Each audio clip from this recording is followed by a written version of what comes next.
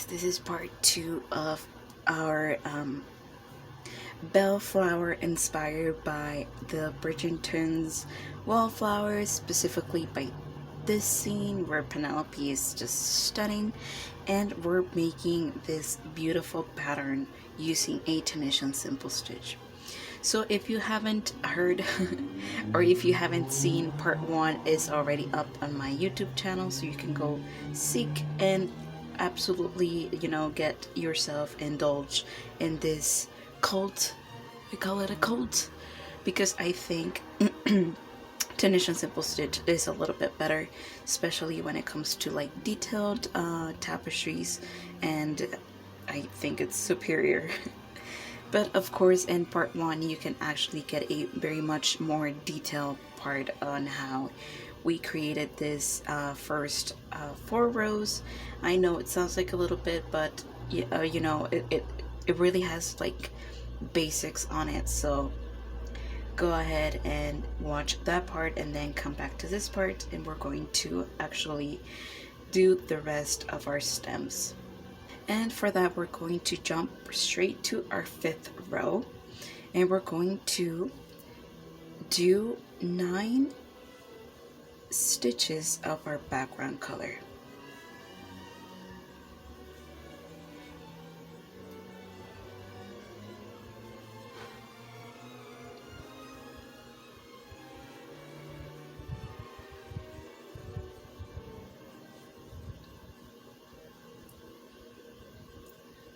So now we're going to introduce another cake of yarn with this dark green color.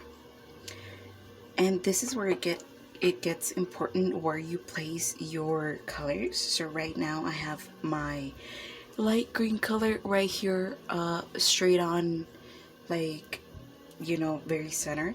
And then I have my first green cake, or darker green here on my left, and then I'm going to introduce this same dark green color, but I'm just going to put it onto my right so I can distinguish which cake of yarn I'm using. So we're just going to do that very first green stitch for my next stem, and then we're going to drop that green and pull up our beige, and we're going to do 1 stitch, and then we're going to pull up our light green, and on top of that darker green of our previous row, we're going to pull our loop, and then we're going to pull 1 more dark green, but making sure that I'm actually pulling from the right cake of yarn. Or at least that's how I like to do it. I mean, you don't have to be as strict as I am, but I do get confused. I put down my projects very often, so I do get distracted just a little too much. But just having my colors separated makes a world of a difference. And we're going to continue to do our background color all the way down our row.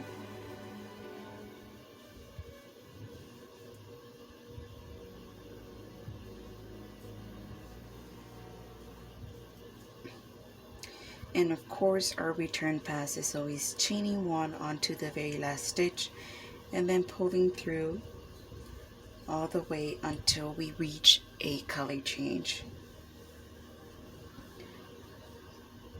In this case, it's going to be a darker green, always pulling through our beige and through our darker green. And now we drop that, and we're going to pull through our darker green with our light green. I know it gets confusing, but as long as you understand what you're doing, it's going to be fine.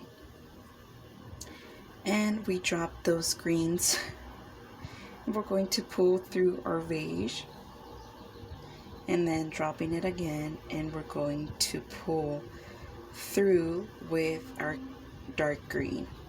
making sure, again, I'm going to bother you with this, but always making sure that you pull, or you actually, grab the right cake of yarn, just to avoid unnecessary tension. That's all it is. We want our project to be nice and flat, like I have it right now. And then we're going to do the rest of our vase.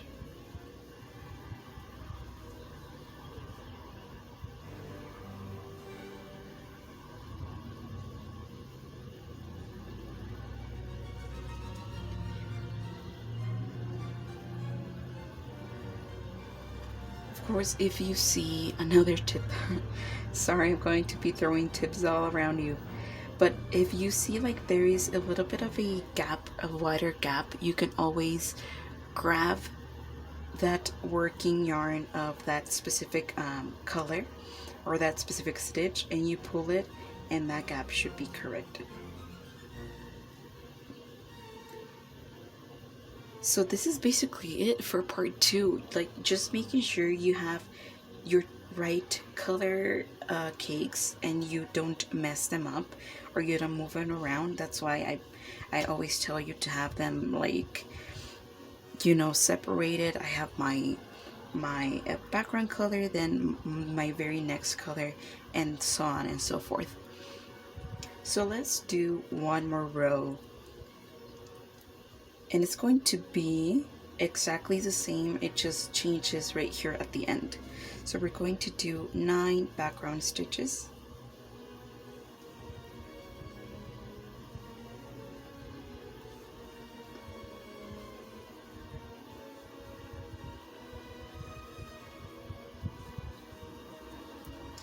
and then 1 dark green,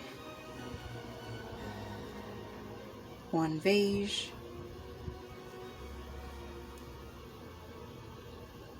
and then 1 light green,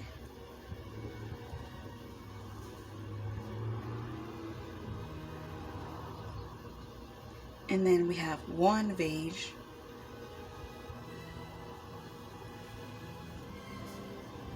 and then we have 2 dark green colors. And then again, we have the rest of our background.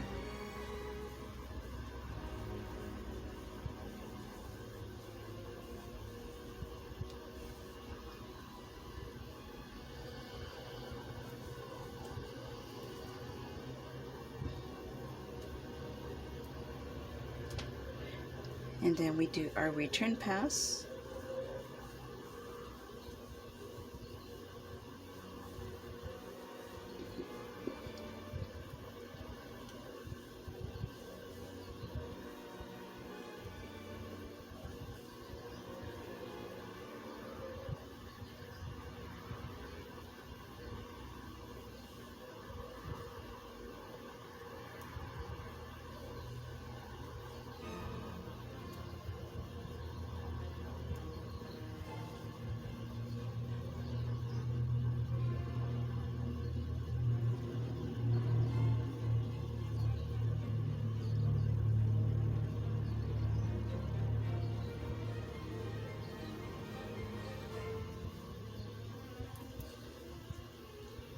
And this is how it's looking like. Always remember that your colors should not be tangled.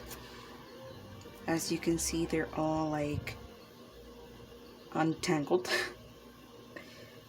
You can pull them, you have them right here.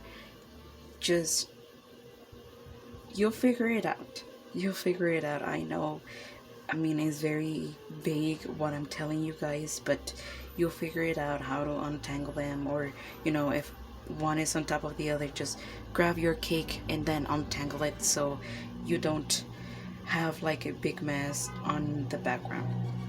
As of right now, look, this is getting, it's like pretty, it's not messy, it's not giving, messy.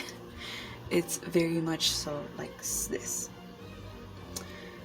So I'm going to do the rest of our stems because I consider that you guys are very much well aware that of what you're doing, and just having my voice on the background is just a little too annoying.